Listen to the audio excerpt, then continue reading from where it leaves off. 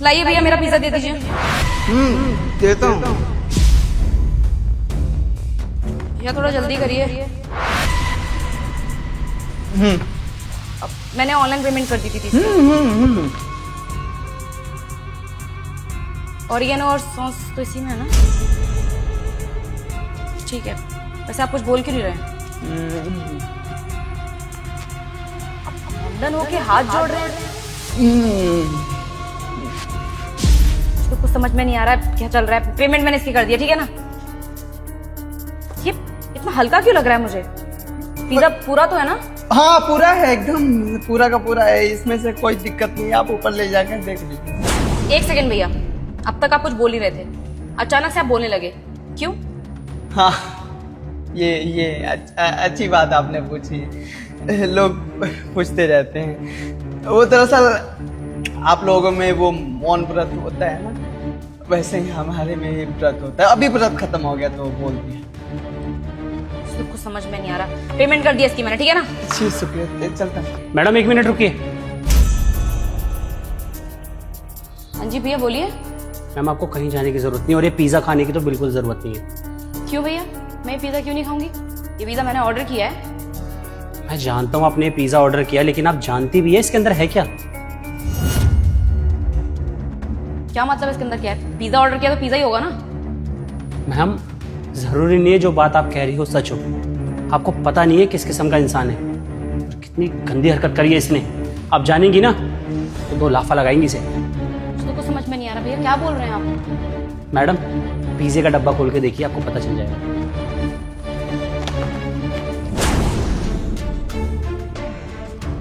अरे ये पिज्जा, ये तो किसी ने खाया हुआ है।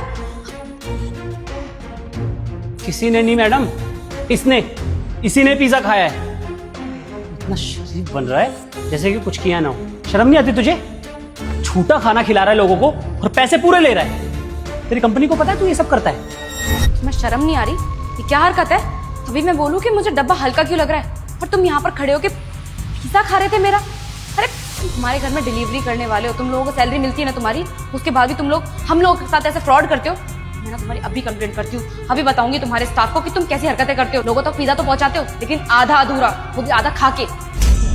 हमने नहीं खाया है पिज्जा, हम सच बता रहे हैं। वो ऊपर से ही ऐसा आया होगा। और आपके पास क्या सबूत है जो आप हम पर इल्जाम लगा रहे हैं? हमें जाने दीजिए। इसकी बात पे भरोसा मत करना। इस जैसे लोग ना झूठ बोलने में टाइम नहीं लगाते और मुझे पता था तू ऐसे ही कोई बहाना बनाएगा, इसीलिए प्रूफ है मैडम मेरे पास। ये देखिए।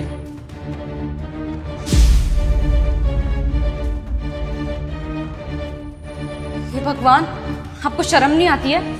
आप जैसे लोग ना होते ही घटिया हैं कि गरीब लोगों के ऊपर ना भरोसा नहीं किया जा सकता। तुम्हारी तो मैं कंप्लेंट डालूंगी ताकि तुम्हारी कंपनी के लोग तुम्हें ब्लैकलिस्ट करें और तुम्हें कहीं भी नौकरी ना मिले। ऐसी हरकत दोबारा तो नहीं करोगे ना? तुम कस्टमर्स को झूठा खाना देते हो, अरे शर्म आनी चाहिए। अभी कंप्लेंट करती हूँ। मैडम इन जैसे लोगों को छोड़ना मत। आज आपको झूठी डिलीवरी दे रहा है, कल को मेरे को देगा। इस जैसे लोगों को ना माफ नहीं करना चाहिए। ये जो तूने चीज करी है ना, ये बहुत गिरी हुई चीज है। और तू तो एक मॉमडन है ना, तुझे इतना भी नहीं पता कि ये सब करना हराम होता है। भैया आप बिल्कुल ठीक बोल रहे हैं। इन जैसे लोगों को तो शर्म ही नहीं है। इसकी कंप्लेंट करूंगी ना अभी, तब इसकी अकल ठिकाने आएगी जब नौकरी जाएगी आज से। अगर नौकरी जाएगी तो हमारी अम्मा भी हमारी जिंदगी से चली जाएगी। अब ये क्या नया नौटंकी है तेरी? नौकरी से तेरी अम्मा का कनेक्शन है? ये सब ड्रामे तू इसलिए कर रहा है ना ताकि तेरी कंप्लेंट ना डाले हम, लेकिन ऐसा नहीं होने वाला। तू पकड़ा गया है, तूने बहुत बड़ा गुनाह किया है, तो अब तुझे उसकी सजा मिलेगी। हाथ जोड़कर विनती है। मैं मानता हूँ कि मैंने झूठ बोला, पर झूठ बोलने के पीछे बहुत वजह है। अरे ऐसी कौन सी वजह है जो तुम कस्टमर्स को खाना झूठा करके दे रहे हो? हम भी जानना चाहते हैं। मैं 6 दिन से भूखा हूँ, कुछ खाया नहीं हूँ, बस पानी पीकर जी रहा हूँ। क्या करूं? मुझे बहुत तेज भूख लगी थी तो ये डिलीवरी बॉय का काम करने लगा। पहले भी करता था पर 6 दिन से काम छोड़ दिया था। अपनी अम्मा के पास था, वो आईसीयू में भर्ती है।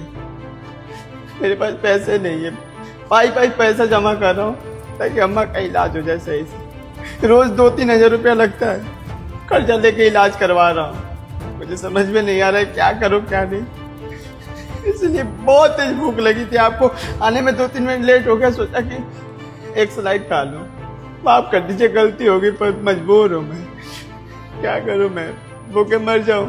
मेरे मरने के बाद मेरे परिवार वालों को कौन पालेगा? यही सब सोच के खा लिया। माफी चाहता हूं। अबे बस कर, और कितना झूठ बोलेगा? पागल समझाए, इमोशनल ब्लैकमेल कर रहा है। मैडम इन जैसे की ना बातों में मत आना, कुछ भी बोले जा रहा है।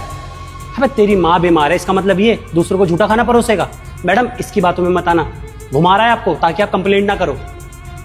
आपने मुझे बताया कि इन्होंने पिज़्ज़ा खाया है, आपका बहुत बहुत धन्यवाद। अब मुझे आपकी कोई हेल्प नहीं चाहिए, आप प्लीज़ जा सकते हैं यहाँ से। मैडम मैं तो आपकी हेल्प करना चाह रहा हूँ। आप प्लीज़ जाइए भैया, मैं अपने आप हैंडल कर लूँगी। सुनो, देखिए मुझे नहीं पता कि आप सच बोल रहे हैं या फिर झूठ बोल रहे हैं, लेकिन हाँ अगर आपकी माँ का सवाल है ना तो आप एक काम करिए, आप बस 5 मिनट यहाँ रुकिए, ये पिज़्ज़ा पकड़िए, मैं 5 मिनट में आई।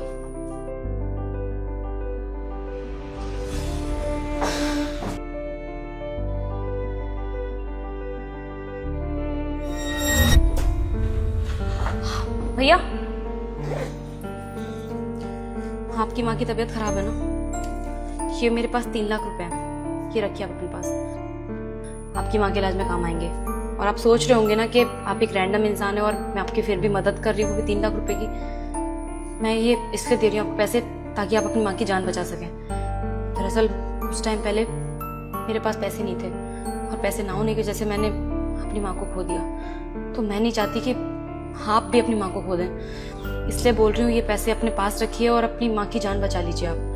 मैं समझ सकती हूँ कि माँ को खोने का दर्द कैसा होता है, इसलिए आप उस दर्द से ना गुजरे, मैं ये पैसे देना चाहती हूँ, रख लीजिए। और आप टेंशन मत लीजिए कि आपको मुझे पैसे लौटाने भी होंगे, आपका जब मन करे आप पैसे लौटाने आ जाना, और नहीं भी हुए ना तो कोई बात नहीं। मैडम जी सच में आज के इस जमाने में कोई किसी पर भरोसा नहीं करता, और भरोसा भी करता है तो साथ नहीं देता, और साथ भी देता है तो पैसा नहीं देता। खासकर पैसा भी देता है तो थोड़ा बहुत, पर आप मुझे 3 लाख रुपए दे दिए, कैसे आपका एहसान चुकाऊं? मुझे कुछ समझ में नहीं आ रहा। फरिश्ता बन के आई हैं आप मेरे लिए। भैया भगवान ना किसी ना किसी की मदद करने के लिए भेजते जरूर है। शायद आपकी मदद करने के लिए उन्होंने मुझे भेजा है, और क्या पता आगे किसी और को आपकी जरूरत हो तो वो आपको भेजेंगे उनके पास। ये सब तो चलता रहेगा। आप ये पैसे रखिए अपने पास और जाकर अपनी माँ का इलाज शुरू करवाइए। और आपने खाना नहीं खाया है ना 6 दिन से, ये पिज़्ज़ा आप ही खा लीजिए। बहुत बहुत शुक्रिया मैडम जी, खुदा करे आप खूब तरक्की करें, खूब आगे बढ़े। मैडम जी ये आपका एहसान मैं कभी नहीं भूलूंगा, और जैसे ही हमारी अम्मा ठीक हो जाएगी ना, आपके पास लाऊंगा और अम्मा से बोलूंगा कि आपको नई जिंदगी देने वाली वो आप हैं। भैया ऐसी कोई बात नहीं है, आप ये सब मत भूलिए, फटाफट से जाइए हॉस्पिटल और पैसे जमा करवाइए। और हाँ, आपकी माँ किस हॉस्पिटल में भर्ती है? वो हाईवे के साइड में जो हॉस्पिटल है ना, वो मेदांता। हाँ वही, उसी हॉस्पिटल में। ठीक है, मैं कल आऊंगी उनसे मिलने के लिए। इंतजार रहेगा। आप जाइए। शुक्रिया।